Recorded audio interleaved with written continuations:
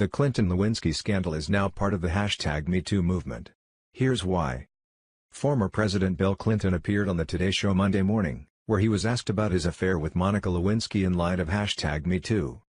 Interviewer Craig Melvin linked the 23-year-old Clinton-Lewinsky scandal. For those who may not recall, then 49-year-old President Clinton carried on a sexual affair in the Oval Office with Lewinsky, a 22-year-old White House intern, and was ultimately impeached for his behavior and then acquitted, to the current social movement. He asked Clinton, looking back on what happened then, through the lens of #MeToo now, do you think differently? Or feel more responsibility? Melvin also quoted a recent essay by Lewinsky that questioned her ability back then to truly have consent and asking. However, experts in sexual consent, relationship psychology, and workplace ethics say that the connection between the scandal and today's movement, which is focused on pushing back against all sorts of sexual abuses of power in the workplace, could not be stronger or clearer.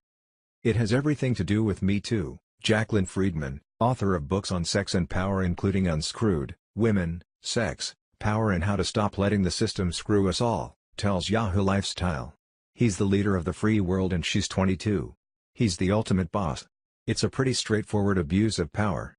As far as people noting that Lewinsky was a consenting adult, Friedman adds, she had no real ability to say yes or no to the President of the United States.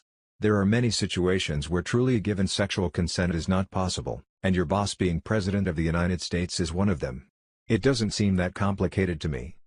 Many human resources departments even have policies forbidding relationships between bosses and subordinates because of how clearly problematic they can be, something Chris Edmonds, who works with senior executives on workplace culture through his consulting company The Purposeful Culture Group, can completely understand.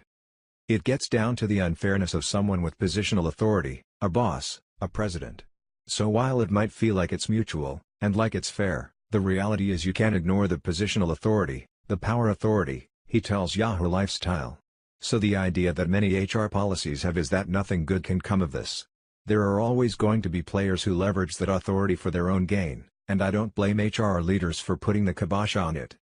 Edmonds adds, the idea that there wasn't a power differentiation in the Bill and Monica situation is ludicrous. It could not have been bigger. This was not a neutral ground for that relationship to start.